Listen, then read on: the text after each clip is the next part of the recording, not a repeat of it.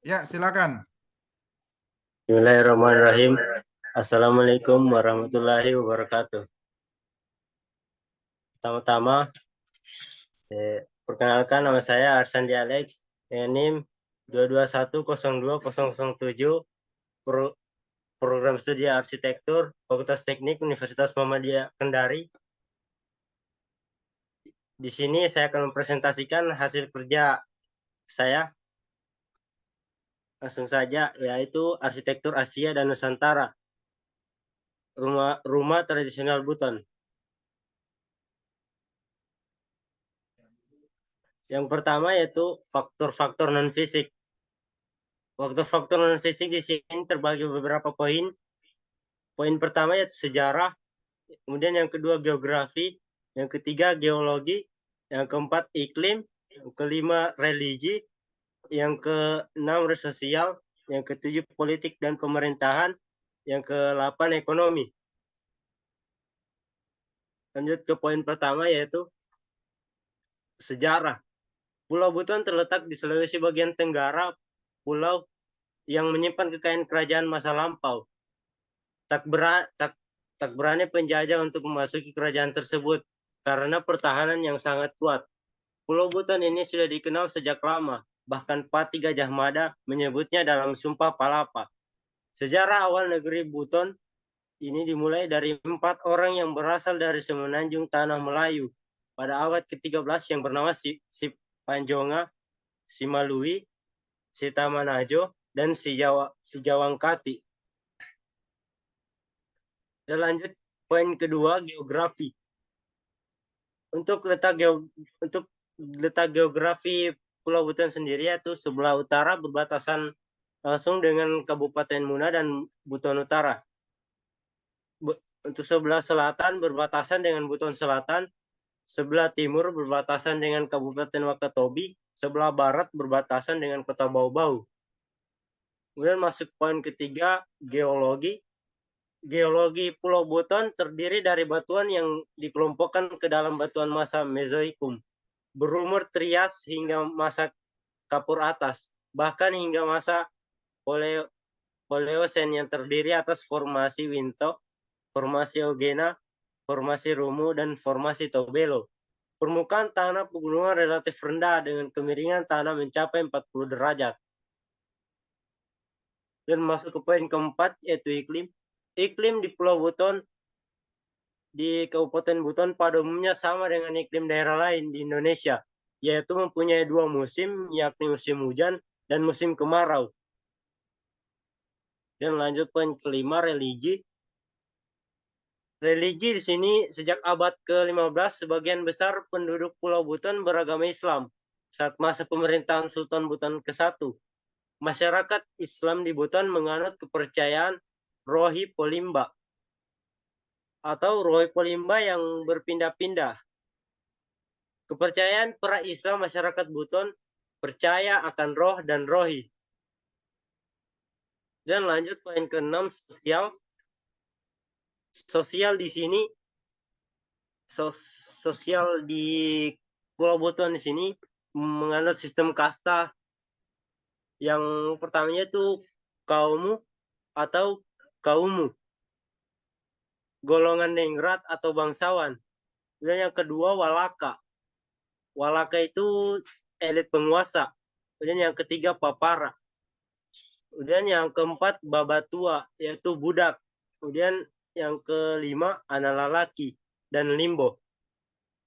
Dan masuk ke poin ke-7, politik dan pemerintahan. Politik dan pemerintahan di Pulau Buton sendiri terbagi menjadi 3. Yang terbagi menjadi 3 golongan. Golongan yang pertama yaitu kaummu, yaitu golongan ningrat atau bangsawan turunan dari Raja Wakaka. Raja atau sultan dipilih dari golongan ini. Kemudian golongan kedua, golongan walaka atau elit penguasa, yaitu garis keturunan founding kerajaan Buton atau Nia Patamiana. Mereka memegang kedudukan utama di kerajaan seperti menteri dan dewan. Mereka juga yang menunjuk siapa yang menjadi sultan atau raja selanjutnya. Kemudian golongan ketiga yaitu golongan Maradika, adalah golongan rakyat jelata yang biasa dijadikan sebagai pembantu di kerajaan. Kemudian masuk poin ke-8 yaitu ekonomi. Ekonomi di sini yaitu daratan Kesultanan Buton tidak begitu subur dan tidak banyak menghasilkan komoditi, namun cukup terkenal karena lokasinya terletak di jalur niaga, sehingga menjadi lokasi singgah bagi kapal-kapal yang melintas. Kemudian masuk ke faktor-faktor fisik. Faktor-faktor fisik di sini terbagi menjadi 8 poin. Kemudian untuk poin pertama yaitu lokasi dan tapak. Poin kedua denah, ketiga tampak, keempat potongan, kelima elemen terbaik, keenam contoh bangunan yang mewakili, ketujuh tokoh arsitek, kedelapan aplikasi kekinian yang relevan. Kita masuk ke poin pertama yaitu lokasi dan tapak. Untuk lokasi Istana Maligat sendiri terletak di Kelurahan Melai, Kecamatan Beto Ambari, Kota Bau-Bau, Sulawesi Tenggara. Untuk lokasi Istana Maligat sendiri terbilang strategis. Mengapa saya bilang strategis? Karena dia terletak dekat dengan pelabuhan Bau-Bau, sehingga para wisatawan yang datang dari luar Pulau Buton bisa langsung datang melihat-lihat seperti apa Istana Buton Maliga itu sendiri. Kemudian lanjut ke poin ketiga yaitu denah. Pada lantai 1 tempat tamu dan keluarga kerajaan. Pada lantai 2 untuk ruang tidur, lantai 3 untuk tempat rekreasi, dan lantai 4 untuk tempat jemuran. Untuk lantai pertama itu terdiri dari 7 petak atau ruangan. Ruangan pertama dan kedua berfungsi sebagai tempat menerima tamu atau ruang sidang anggota Hadat Kerajaan Buton. Ruangan ketiga dibagi dua, yang sebelah kiri dipakai untuk kamar tidur tamu dan sebelah kanan sebagai ruang makan tamu. Ruang keempat juga dibagi dua, berfungsi sebagai kamar anak-anak sultan yang sudah menikah. Ruang kelima sebagai kamar makan sultan atau kamar tamu dan bagian dalam. Sedangkan ruang ke-6 dan ke-7 dari kiri ke kanan dipergunakan sebagai kamar atau perempuan sultan yang sudah dewasa, kamar sultan, dan kamar anak laki-laki sultan yang dewasa. Kemudian pada lantai 2 dibagi menjadi 14 buah kamar, yaitu 7 kamar di sisi sebelah kanan dan 7 kamar di sisi sebelah kiri. Tiap kamar mempunyai tangga sendiri-sendiri, sehingga terdapat 7 tangga di sebelah kiri dan di sebelah kanan. Seluruhnya 14 buah tangga. Fungsi kamar-kamar tersebut adalah untuk tamu keluarga, sebagai kantor, dan sebagai gudang. Kamar besar yang letaknya di sebelah depan sebagai kamar tinggal keluarga dan sultan, sedangkan yang lebih besar lagi sebagai aula. Kemudian pada lantai 3 itu berfungsi sebagai tempat rekreasi. Kemudian pada lantai keempat berfungsi sebagai tempat penjemuran. Di samping kamar bangunan Maliga terdapat sebuah bangunan seperti rumah panggung kecil yang dipergunakan sebagai dapur, yang dihubungkan dengan satu gang di atas tiang pula. Di anjungan bangunan ini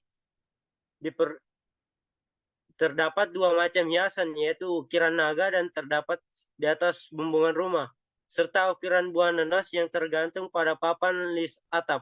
Dan di bawah kamar-kamar sisi depan. Adapun hiasan tersebut mengandung makna yang sangat dalam.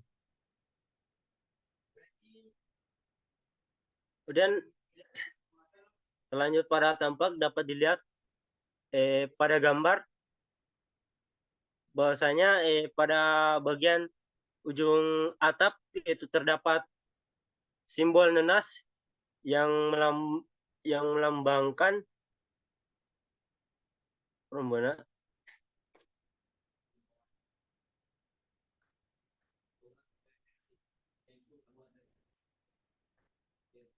yang melambangkan hiasan bentuk di tempat belakang. Nas menjadi lambang akan keuletan, eh, ke, keuletan dan kesejahteraan penggunanya, melambangkan dimanapun orang Buton yang berada dalam berbagai kepentingan dan harus sulit dalam menghadapi segala tantangan alam. Ya, lanjut pada potongan.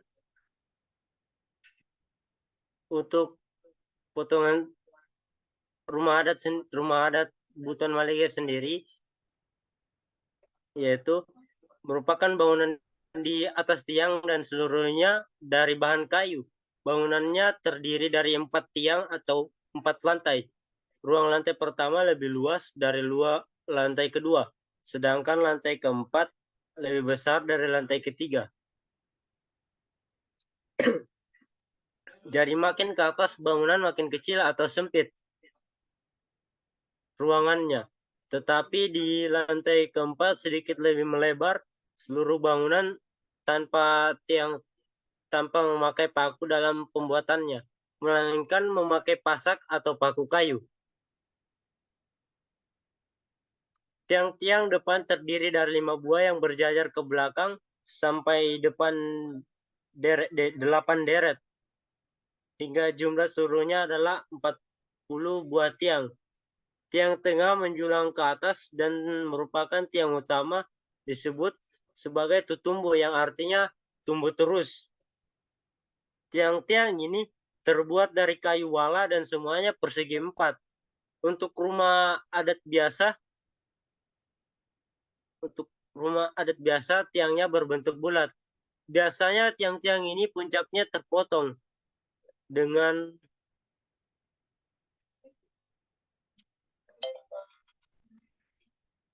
melihat jumlah tiang sampingnya diketahui siapa atau apa kedudukan si pemilik rumah adat. Yang mempunyai tiang samping 4 buah berarti rumah tersebut terdiri dari 3 petak, merupakan rumah rakyat biasa.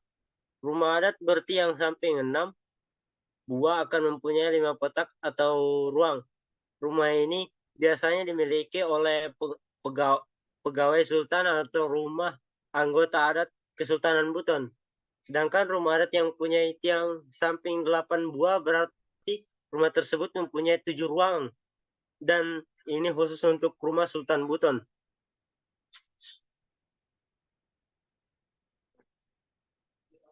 Kemudian lanjut pada elemen terbaiknya.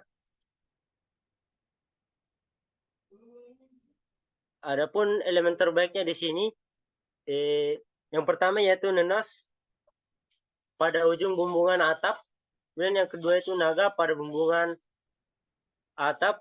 Yang ketiga bosu-bosu pada tiang bangunan.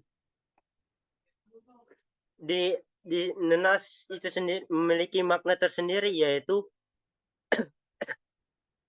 menjadi lambang akan keuletan dan kesejahteraan. Penggunaannya melambangkan dimanapun orang Buton yang berada dalam berbagai kepentingan harus ulet dalam menghadapi segala tantangan alam. Kemudian yang kedua yaitu naga. Naga itu sendiri melambangkan kekuasaan dan pemerintahan yang dipasang agar penghuninya terhindar dari segala macam bahaya, terutama angin jahat. Kemudian elemen yang ketiga yaitu bosu-bosu yang yang melambangkan keselamatan, keteguhan, dan kebahagiaan. Dan masuk pada poin contoh bangunan yang mewakili. Contoh bangunan yang mewakili sendiri yaitu saya mengambil Banua Atada. Banua Atada itu sendiri yaitu rumah siku bertiang 4, tempat tinggal para pejabat dan pegawai istana. Dan Banua Atada ba, ba,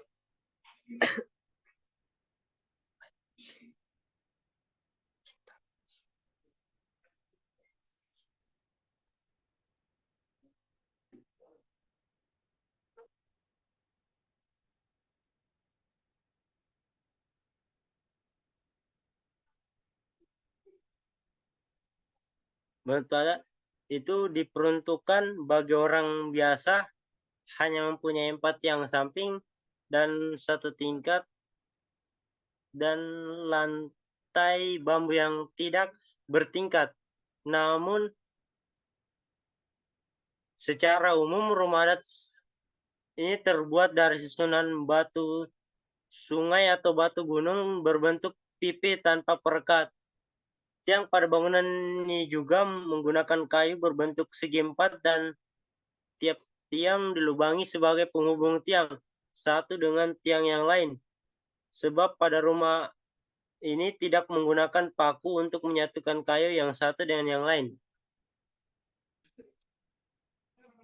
Untuk tokoh arsiteknya sendiri yaitu yang pertama Sultan Mahrum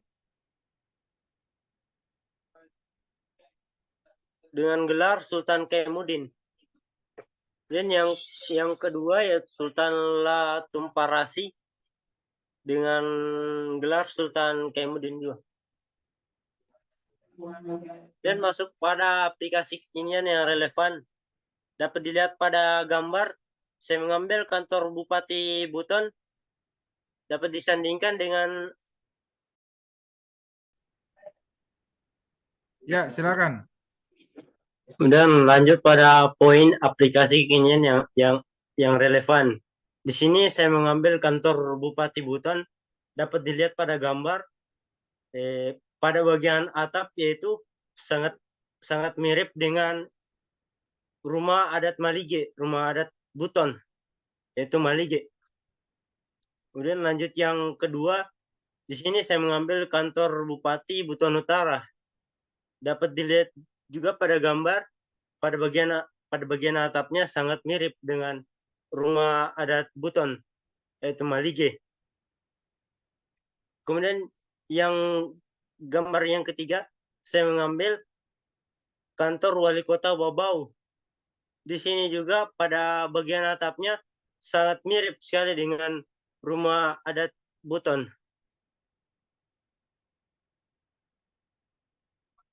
Sekian presentasi dari saya. Wassalamualaikum, lebih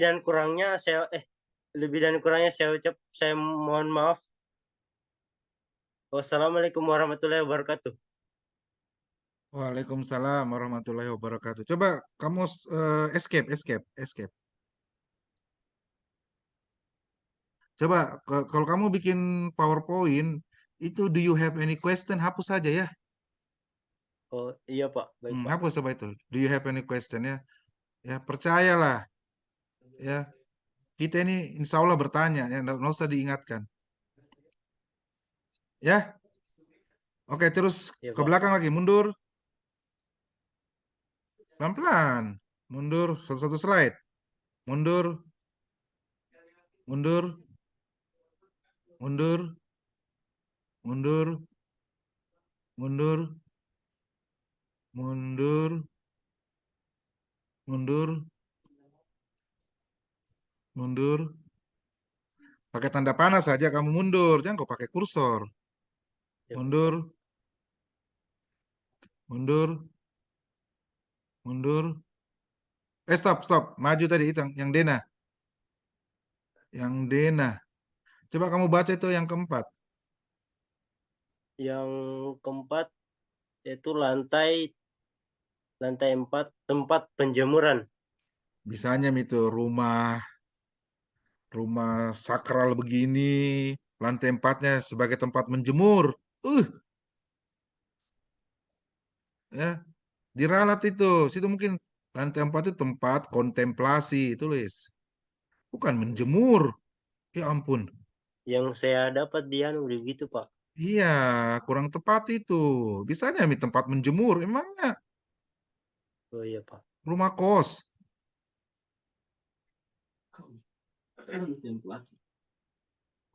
Kayaknya kecil aja, Arisandi. Lantai 3 tempat rekreasi. Masa tempat rekreasi?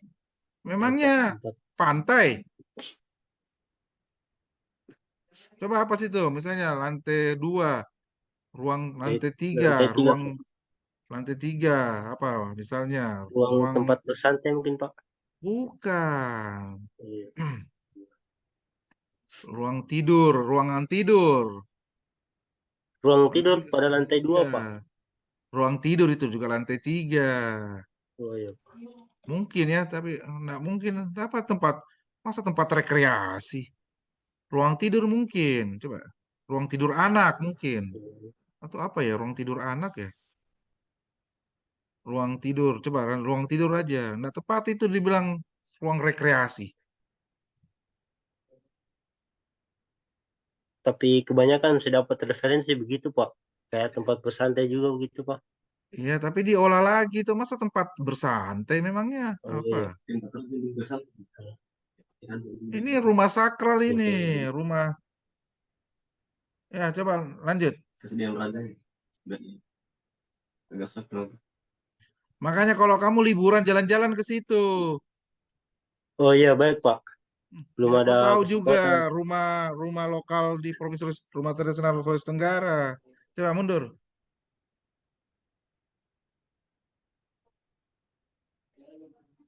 mundur, mundur, mundur, mundur. Nah itu, ya, jangan jangan pakai kata-kata budak ya kayak apa gitu. Terus dengan bahasa yang halus, hamba sahaya. Ya, Oh iya, Pak. Baik, Pak. ya kurang kayak kas negatif sekali ya. Gitu aja mungkin lebih halus ya. Lanjut. Saya. Ya oke ya. Gini, Arisandi, Bapak tuh Ya, Bapak Pak. tuh enggak terlalu apa sih? Enggak terlalu kamu itu kamu itu kayak enggak apa ya? Enggak dalam proses pembelajarannya kita ini dari pertemuan 9 sampai 16 kamu itu enggak terlalu terlihat oleh Bapak. Ya, Pak. Ya, kamu itu enggak terlalu terlihat oleh Bapak. Tapi tapi materi kamu yang kamu bikin ini menurut Bapak bagus sekali. Ya, Ya, Pak. Terima kasih, Pak. ya kamu tadi presentasinya itu apa? Banyak banyak banyak hal-hal baru yang Bapak dapat dari PowerPoint kamu tadi, Ya, ya. Pak. Terima kasih, Pak. Terus Ya, Pak. materimu ini itu tadi bagus sekali ya. Bapak juga kaget-kaget, Iya, Pak. ya. Terima kasih, Pak. Iya, Pak. Terima kasih, Pak. eh Kamu kayaknya apa materi kamu ini sungguh-sungguh sekali sehingga hasilnya bagus. Iya, Ya, Pak. Iya, Pak. ya Terima kasih, keren Pak. ya. Iya, Pak. Oh, Bapak juga baru sadar ternyata kamu itu luar biasa ya. Iya, Pak. Terima kasih, Pak. Ya, Iya, Pak. seperti teman-temanmu yang lain, apa sih setelah kamu mempelajari ini rumah Malige Eh, ini, mana gambar rumah Malige tak? Nah, setelah kamu mempelajari rumah Malige ini, eh, apa hal-hal menarik ketika kamu mengkajinya yang bisa kamu yang tidak tertulis di sini, tapi kamu bisa bagi sama Bapak? eh, hal hal menarik yang saya dapatkan di sini, Pak.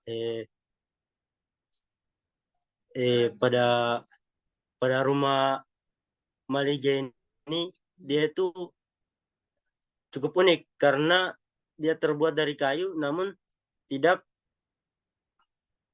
tidak menggunakan paku sama sekali, Pak. Dia hanya menggunakan paku kayu yang disebut pasak.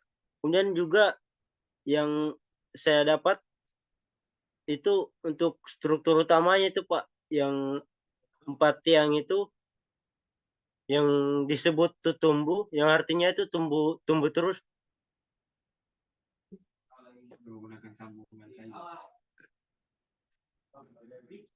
Mungkin itu saja, Pak, yang saya tahu. Iya ya, bangunan dari kayu terus 4 lantai kan? Iya, Pak, 4 lantai.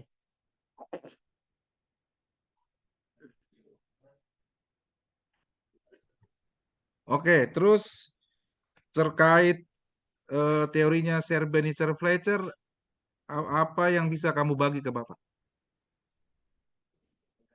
Untuk Sir Bannister Fletcher, eh,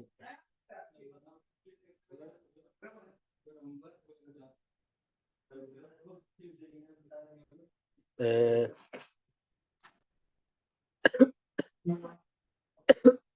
Insan Insan S1 Arsitektur UMK harus tahu teori itu ya. Apa coba?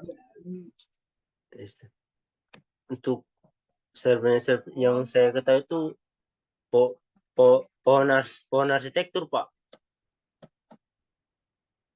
Iya, gimana tuh pohon arsitektur, Arisandi?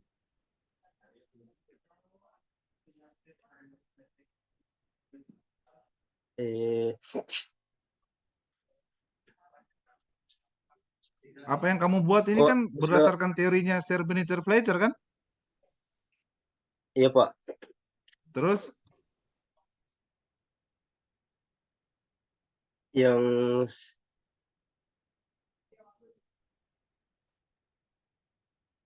Yang saya tahu di sini, eh pohon arsitektur yaitu semacam skematik yang merinci sebuah cabang gaya arsitektur yang dimulai dengan 5 periode, yaitu periode Peru, Mesir, Yunani, bukan itu, Arisandi. Apa kemarin? Teorinya Sir Fletcher bahwa arsitektur itu apa? Terbentuk dari ter, terbentuk dari aspek aspek aspek non fisik, Pak. iya, kok kamu lupa? Coba diulang. Iya, Pak. Terkait teori pohon arsitektur Sir Bannister Fletcher itu, arsitektur itu terbentuk dari faktor-faktor non fisik Iya. seperti Seperti apa? Mana buka slide-mu yang mana? seperti eh, sejarah, seperti geografi, geologi, iklim, religi, sosial, dan ekonomi, Pak. Politik. Ya, bagus. Ya, diingat itu Ya, Pak. ya. Ya, Pak. Ya. Ya, Pak. Nah, coba sebutkan faktor non fisik apa yang mempengaruhi bentuk objek bangunanmu. Contohnya, satu apa? Eh, yang mempengaruhi di sini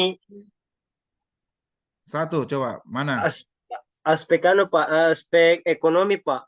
Coba aspek ekonominya mana pada objek bangunanmu?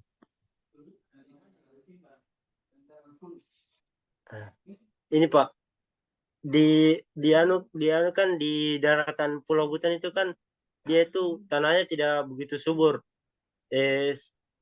Namun dia itu letaknya strategis itu, Pak. Strategis sehingga menjadi lokasi jalur niaga, tempat singgah kapal-kapal yang melintas dari luar Pulau Buton, Pak. Nah, imbasnya, Sehingga konsekuensinya ke bangunanmu apa? Mana bangunanmu? Konsekuensinya terhadap bangunanmu apa? eh, untuk konsekuensinya, eh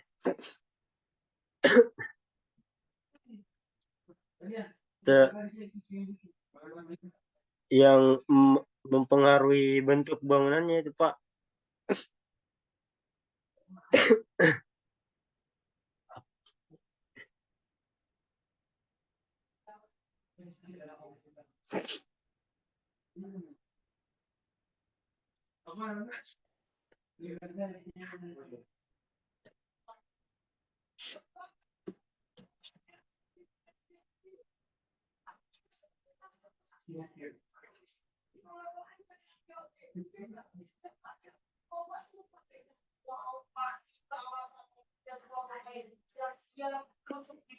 Eh, apa tadi?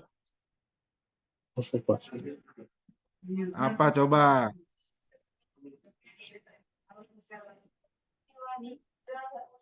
Misalnya pedagang dari Cina, gimana? Eh, oh, misalnya kayak kayak anu Pak, kayak mempengaruhi pada anunya itu Pak, ada apa lagi? Pada ornamennya Pak, Mana seperti ornamennya?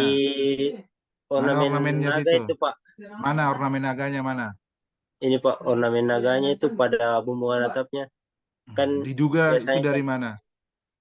kayak dari Cina pada Tiongkok apa? Ya dari Cina Pak. Oke. Apalagi misalnya selain tadi faktor ekonomi, apalagi? Faktor anu juga Pak, Kayak faktor tadi, eh religi juga Pak, faktor religi. nah faktor religi terhadap bangunan ini apa? Kayak ornamennya itu ciri khas beranu Pak, bertuliskan bahasa Arab Pak. Mana? Saya tidak tambahkan di slide Pak.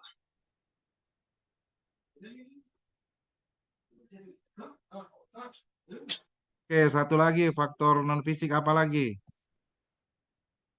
Faktor non fisik pada anu juga Pak, pada apa itu tadi? Eh, geologi Pak. Gimana geologinya? Ini kan pada rumah rumah Maliga ini kan pada Pulau Buton ini kan tanahnya seperti bebatuan keras Pak, sehingga mempengaruhi juga pada rumah adatnya. Bebatuan tadi diaplikasikan ke bangunannya sehingga menjadi sandi pada bangunan itu sendiri Pak. Sandi ini sendiri yaitu pondasi pada rumah Maliga ini Pak. Tapi itu bukan, oh iya ya, tapi kan itu sudah di ACI ya. Iya Pak, sudah sudah di. Oke, mana Denata?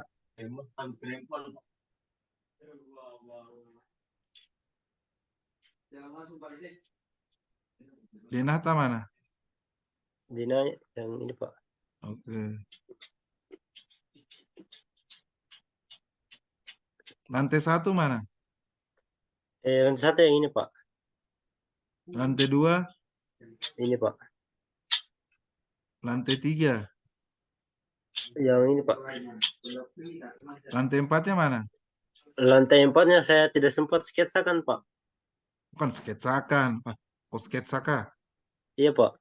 Ah, memang kok sketsa? Iya Pak. Ah, atau kamu dari internet? Yang mana betul ini? Yang ini Pak, yang ini saya ambil di internet, tapi yang lantai 4 itu saya tidak dapat Pak. Saya tidak sempat sketsakan. Kok sketsa atau kau ambil dari internet? Yang Yang mana yang betul? yang tiga ini, yang rencana Pak, yang 4 itu sebenarnya saya mau sketsakan Pak, tapi tidak sempat. Oh, ya oke. Iya Pak. Coba mana? Slide 15.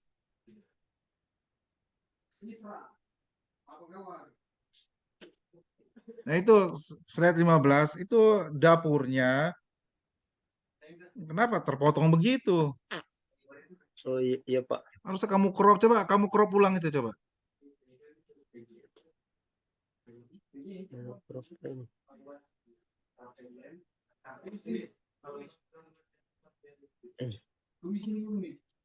Ya sudah lah, nanti kamu crop ulang mana? Iya Ya Pak. coba. Nah, itu masih ada sambungannya kan? Oh iya Pak. Nah,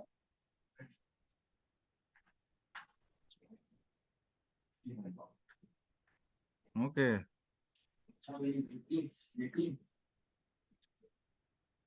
Nah, ini kan masih ada sambungan, masa kamu korup Oh begitu? iya, iya Pak, saya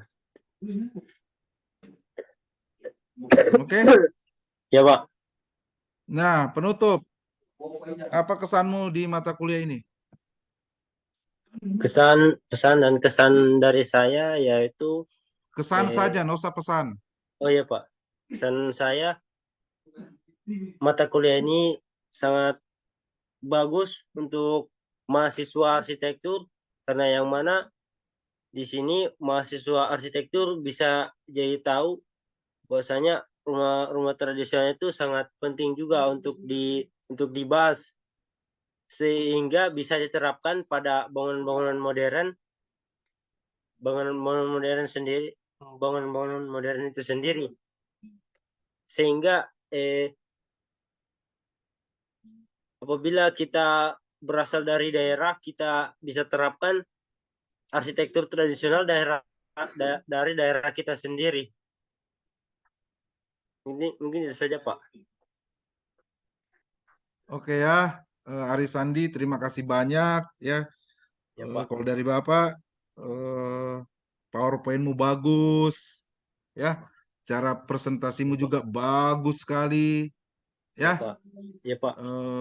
Ke depannya lebih banyak mengeksplor lagi, ya. Karena kita ini dosen ngasihnya itu cuman pola-polanya saja. Nah, pola-pola itu bisa nanti kamu kembangkan secara mandiri, kamu kembangkan mendalam secara mandiri, ya, sehingga pengetahuan arsitekturmu terkait arsitektur Nusantara lebih meningkat lagi, Iya Pak. ya. Ya Pak. Oke, Baik Pak. oke, terima kasih banyak. Alhamdulillah, Aris Sandi sudah melaksanakan final dengan bagus sekali, ya. Ya Pak, terima Bapak kasih Pak. akan beri nilai dengan tinggi sekali. Ya Pak, terima kasih banyak Pak atas waktunya juga Pak. Mohon maaf Oke, juga terima tadi kasih Pak. banyak. Ayo. Wassalamualaikum warahmatullahi wabarakatuh. Waalaikumsalam warahmatullahi wabarakatuh.